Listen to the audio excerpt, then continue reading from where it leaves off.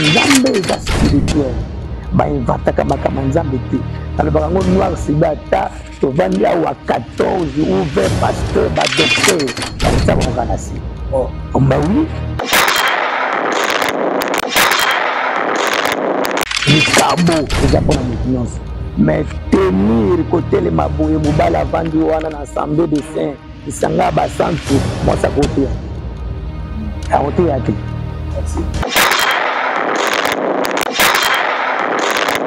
nga abangaka motu te nakotia bango na se nakoyebisa eloko te eza komba motu tina rien à voir avec le salut c'est ça donc non Jean azoloba boye alobi celui qui va plus loin et ne demeure pas dans cette doctrine n'a ni père ni fils. Les journalistes chanter selon ce que les gens pensent. Hein? Ils chantent. Dans l'adoration, il y a ce qu'on appelle des inspirations. Hein? Mais dans l'enseignement, je dis bien, quand on enseigne, c'est pour communiquer la vie. C'est pour donner les saluts au peuple. Vous savez, l'adoration, la musique, et même la présence sans art. Ils ont coaché ensemble de la malame. À des fois, vous avez des problèmes, des soucis, chansons de s'allier bien. Mais les chansons n'ont rien à voir avec prêcher. La prêcher, c'est autre chose.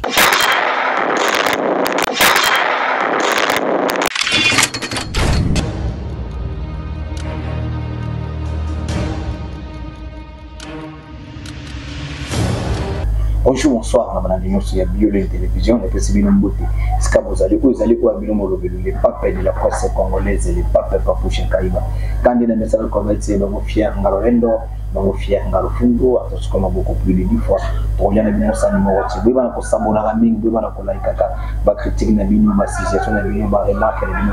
Surtout dans ma télé, vous avez commentaire, la bino, la rose et la no, et que vous avez madame Ming, les autres, vous avez la carte qui vous avez, vous avez les papes de la presse congolaise, on va être dans les Cameroun, on s'en a pour les Bamsana. L'autre qui était sur la Namoko, il y a l'homme de Dieu, tout sur l'année par rapport, il y a Masolo, tout le monde, les cas. Il y a ma vie, il y a ma toupée par rapport à ce que nous avons sur la naïe. Ce que nous avons fait, il y a des s'abonner à Mingi, surtout s'abonner pour la notification pour rater ma campagne sur la Awa, la ville, la bus Awa, la Kitsa, la processus dans le pays, la République démocratique du Congo, bateau nous sommes en Asie, en Europe, en Océanie, en Amérique. Pour s'abonner à Mingi et aux Madame Mingi. Ça peut aider avant d'avoir l'émission, on a encore remercié mon boss. Elle s'appelle Madame Iguette Lengi, Maman Bio. Comme on parle de bio, on voit directement Maman Iguette Lengi, mon thème boss à Tony, il fait faux Elambo, papa soin, papa propre, papa moro, il a tombé dans l'Angleterre, la porte dans la France, la personne en beauté, puis la couple moro à Madame Mingi, na Katia, Londres, na London City, précisément à Croydon.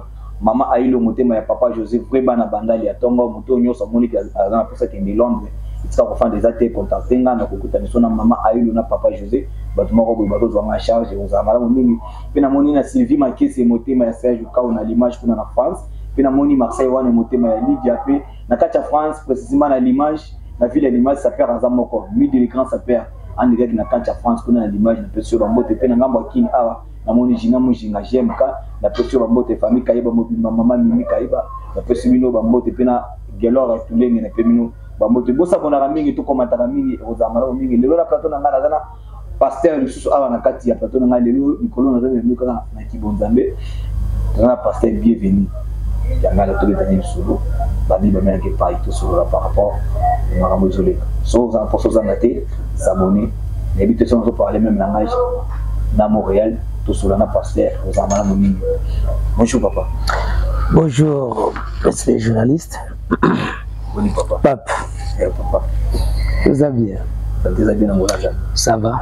Nous avons battu là. Oui. En tout cas, papa, merci pour notre temps pour que ce résultat soit merci. Par rapport au édifié dans Zambie. Par rapport au monde, ils ont les cas. Quand il y a des Zambie. Et merci na ndimo ibina ko pesa tano ya koleka na chaîne na biso ya Biolé Télévision ya Mama Iguette. OK. Tout vraiment merci. Pourquoi on a émission notre banda bongo té tozana pour ça ya prière na yo ya ouverture. pour te battre masolo na biso. Ok, merci, de bon délit. Seigneur, te précieux merci, le Dieu de la Bible.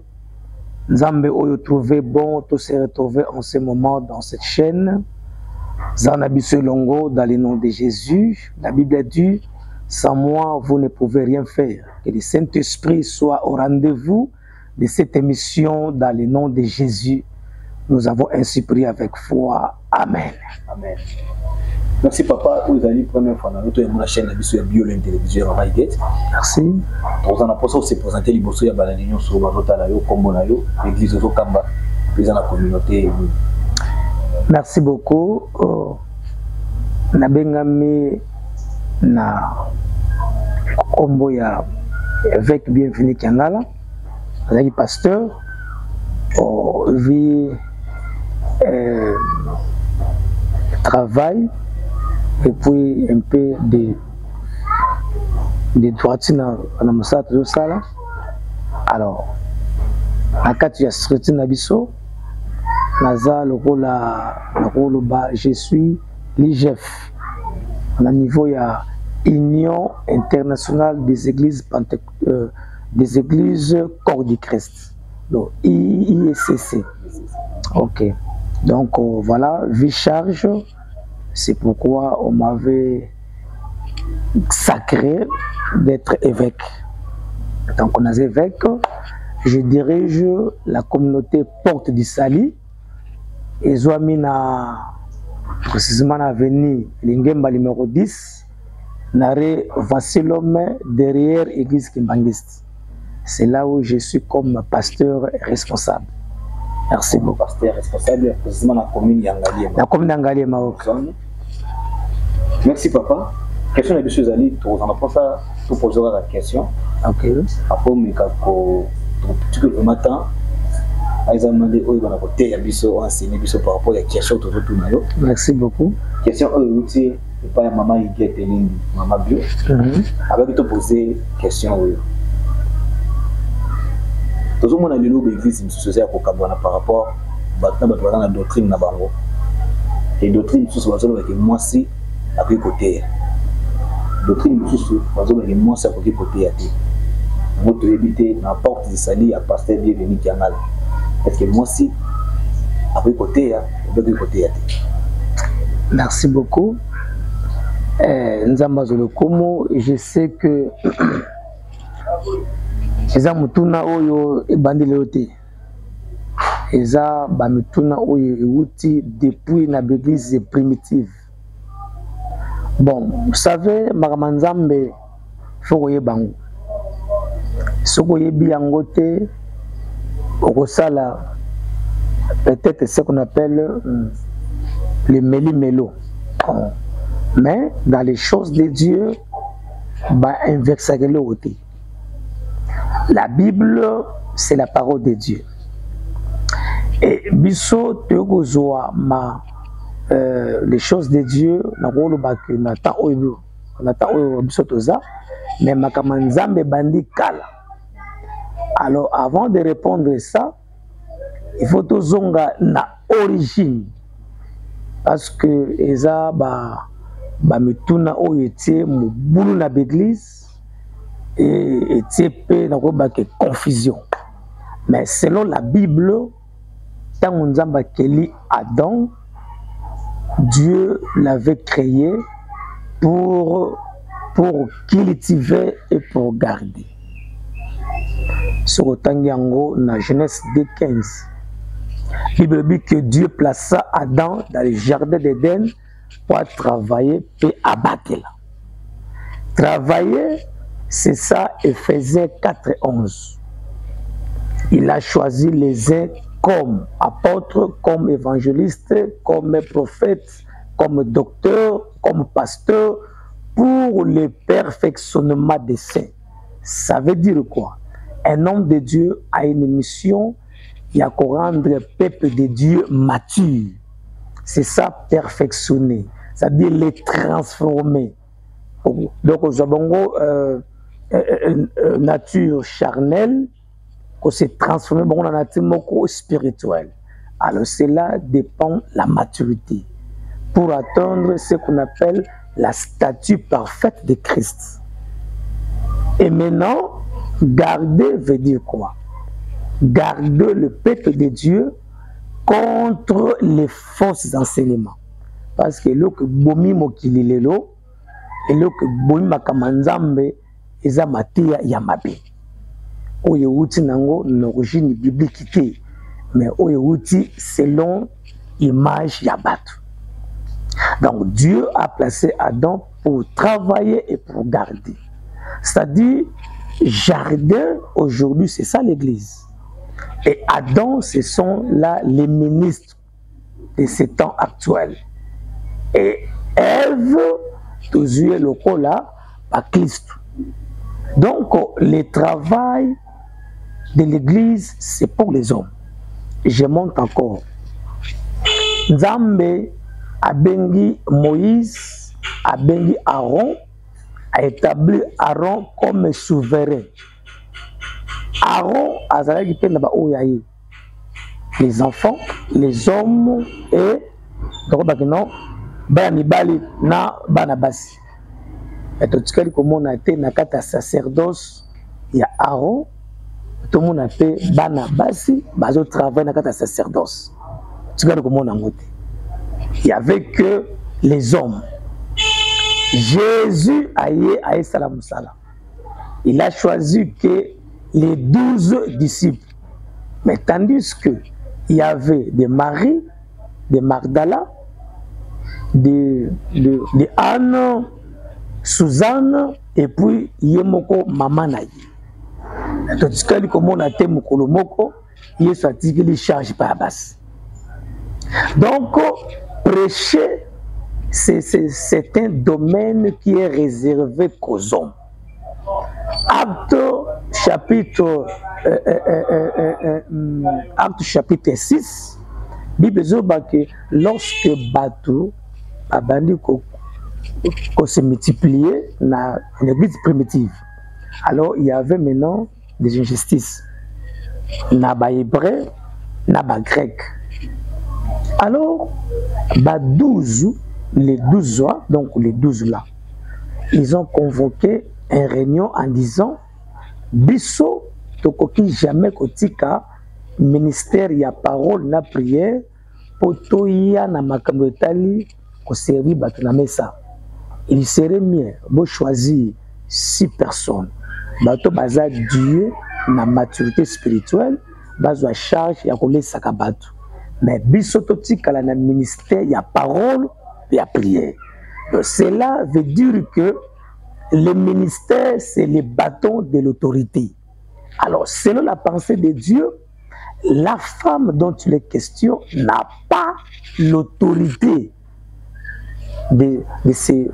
comment moi, ça, n'a autorité dans l'ensemble des saints comme ça. Atelema, ateya. Non, non. Moi, c'est ce que il faut ateya ba maman. Mais le ministère, c'est le bâton de l'autorité. Alors, moi, si à quoi que j'ai autorité, selon la Bible.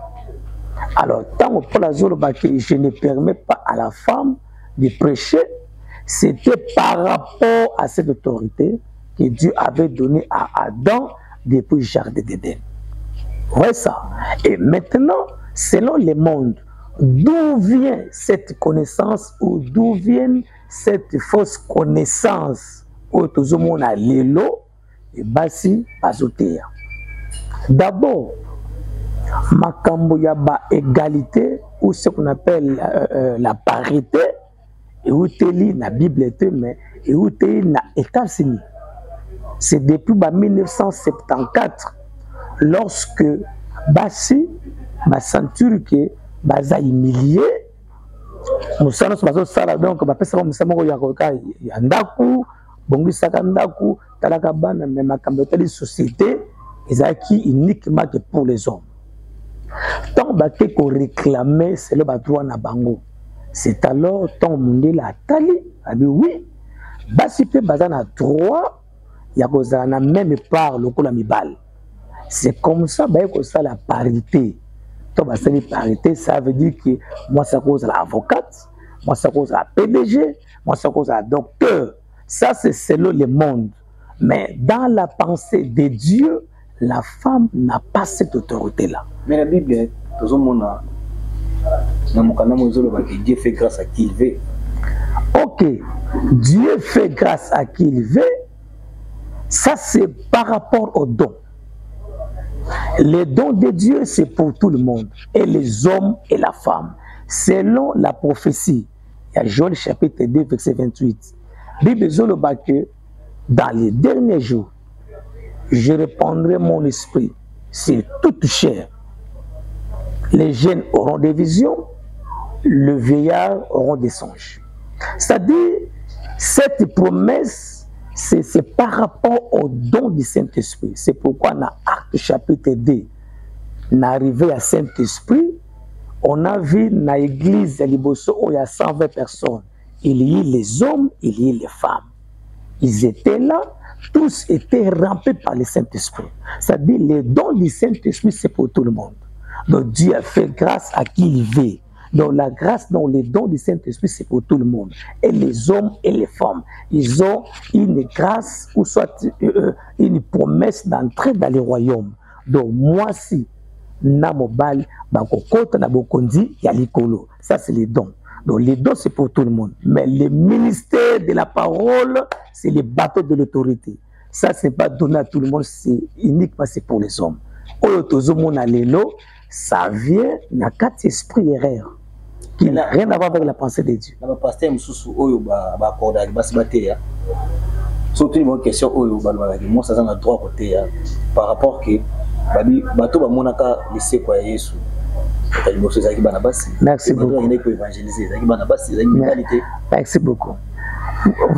Vous savez c'est quoi? Journaliste. Côté il y a tout pour évangéliser. Moi si à évangéliser sans malheur. Moi si à gagner ma âme. Mais toujours dans la carte il y a ensemble des saints. Dieu n'a pas donné le pouvoir à la femme. Ça c'est très important. Toi na batu moni batu ba memi qui couple il y a mariage ba combien on a ministère. Et ça l'a raté. Le couple c'est le domaine du mariage. Mais dans le ministère, il ne s'agit pas du couple. Nzamba benga ka mutu. Abenga mwasi na mobilité. Mwasi ako seconde mobali na ye na kati ya ministère ako aider ye. Mais eno musoki nga mobali na zate mwasi nde atelemi bandeko kamba. Non. Il y a des affiches, mon couple pastoral n'existe pas. Tout le monde a travaillé, même que Moïse, moi c'est Sephora, il connaissait la notion de sacerdoce. Même Mokolo, il y a un qui pour aboma Moïse. Moïse a dit que Nzamba a changé face. Et maintenant, moi ça comprend que Nzamba linga buma Moïse mbailai azui propice ya mwana ye akati yango makile tangi. Dieu a vu le sang, Dieu s'est calmé. Ça dit la femme avait la notion de sacerdoce que ici Dieu avait besoin du sang pour se calmer. Bien que bon qui pensait mon prophétique. Mais tout ce qu'il comme Moïse Arapto Moïse na moi se fera bazo matango chaque jour. Même temps Nzambe akanga Moïse pendant 40 jours, il était seul. Voilà. En fait, c'est bon. Mon est toujours dans Mokili où les diables sont en train de se déguiser à l'ange de lumière. Il y a des vérités qui n'est pas vérité. Ça vient par l'esprit de l'erreur, mais bimi molio mo santo. Mais c'est ce que nous voyons, non? Comment ils ont dit que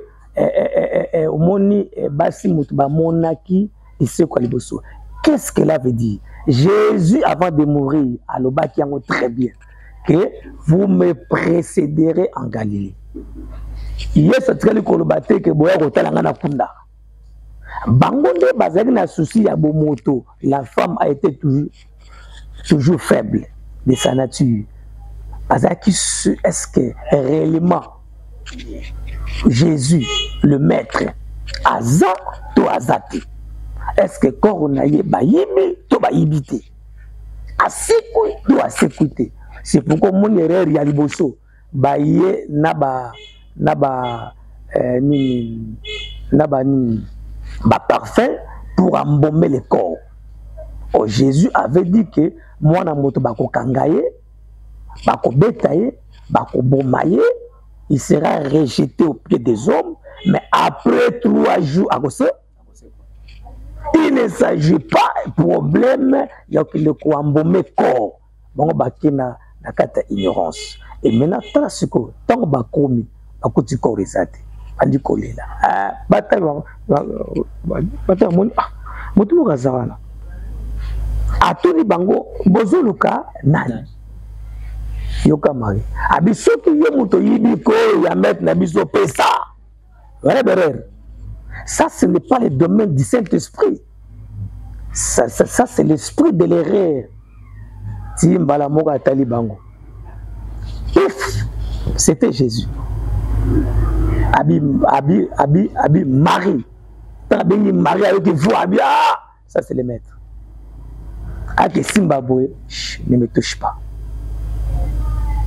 Boye bisa, ma disciple, tout pour ton awapi, c'est pour Natuni, parfait wana, bambomaki en sous, bambomaki, yo comme Tamayeli, bambomaki.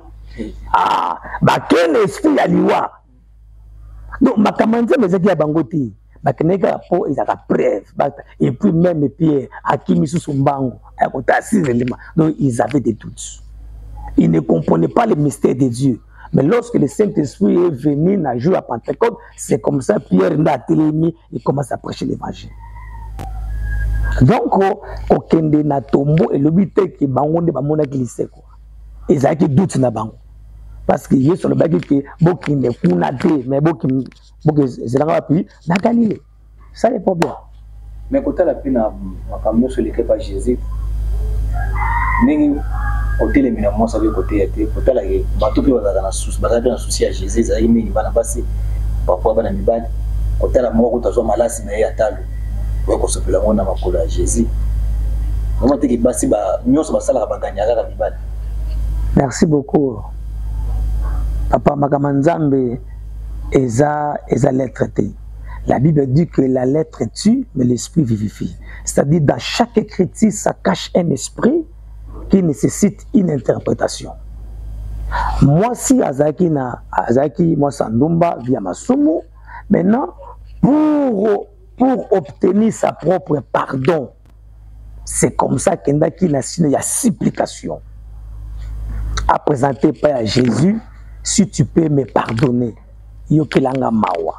Donc Azaki n'a besoin d'abord ya kutika viwana ya mabe. Azelo koni ya mutuya apesi.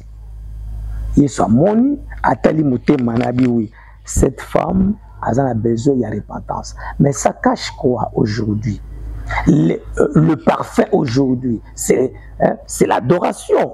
La femme dont il est question, c'est l'Église qui adore Dieu par sa propre parfum qui est l'adoration. C'est pourquoi moi si à quoi na makolo Yesu, parce que les pieds nous symbolisent l'enseignement. Donc une véritable église est vendue na kati enseignement. C'est ça les pieds de Jésus. Ndenge moko mokolo Yesu azoki ne pas se kusa Lazare.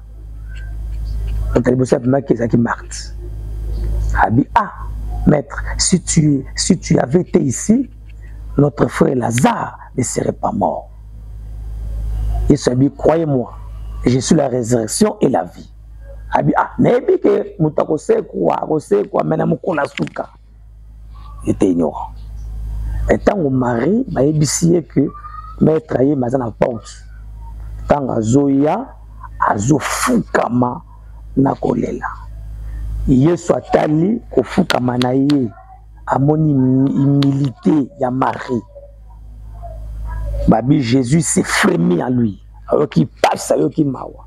Ndé a retourna où l'avez-vous mis? C'est-à-dire le vrai culte commence par le vrai enseignement.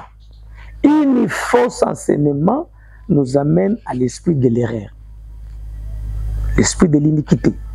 Donc la vraie adoration, ça commence par la vraie enseignement. Donc au Kitanase à Makolo, c'est ça l'adoration.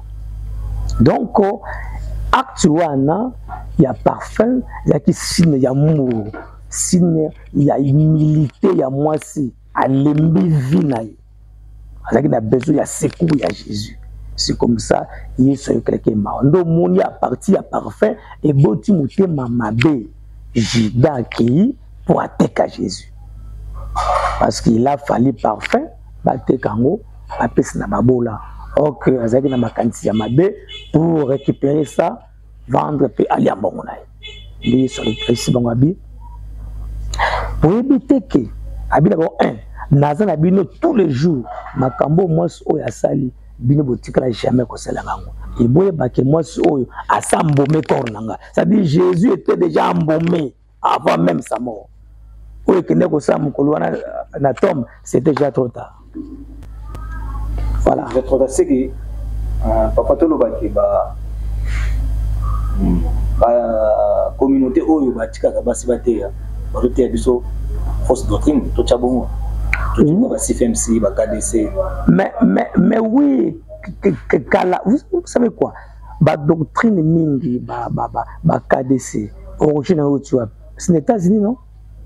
Et qu'on a imposé à Bango, et si quand mobile azo tombe moi c'est face à Nini, et où il y a une institution qui n'a rien à voir avec l'institution divine. Les choses de Dieu n'est pas les choses terrestres où on va créer dans les banques. Makamanzambe est spirituel. Ba inventa ka makamanzambe te. Na le barango noir sibata to vandia wa 14 ouvert pasteur ba docteur na ko tsaba ngana si.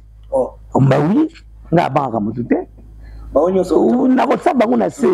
Na ko yebisa le côté ils combat mutu. Qui n'a rien à voir avec le salut. C'est ça. Donc non, Jean Zolbaboué. Alors celui qui va plus loin et ne demeure pas dans cette doctrine, n'a ni père ni fils. Donc, l'église, or, quand tu n'as pas le fils, tu n'as pas le père, c'est que tu n'as pas le royaume. Donc, ça y est, ça. Baya na ose la banque. Benga te vendre ensemble. Papa, nous sommes venus de l'éternité. Mamanza meza titrete okotombo manambongo l'élévation somi puta ozotongi baimebe, tout ça n'a rien à voir. Tout ça, la parole c'est la parole. La parole de Dieu n'a rien à voir avec les bâtiments. Oh ya tonganda koja baimebe, non. La parole de Dieu reste que la parole et c'est tout. On ne modifie pas la parole. Merci d'avoir la vidéo sur la télévision. Merci beaucoup. Pasteur Bienvenu qui a bon pasteur Bienvenu qui a tout ça là ginaye. Babi TV zangonga. Solo inaye. To comme une son suka. Pour une émission à l'heure mais pour une belle tête. Mais tout ça na question on te retourner suka. Quand est tout ça na faux. Pasteur. Oui. Tout ça là na papa nangai. Et vous ne biso to benga zango. Tata. Rien que la vérité. Rien que la vérité. C'est juste vrai ou faux. Ok. Et on te retourne c'est pour ça. Prie à quoi répondre à Bissot. Merci à Montréal. Je fais une beauté avec Carnet Botam, les grands stylistes, et là qui s'en ont mis ça dans la vrai ou faux, tout le monde a moi c'est le côté. Maman Esther, Maléla Maloni. Pourquoi il y a un pasteur solo, Maman Sanjo. C'est que nous sommes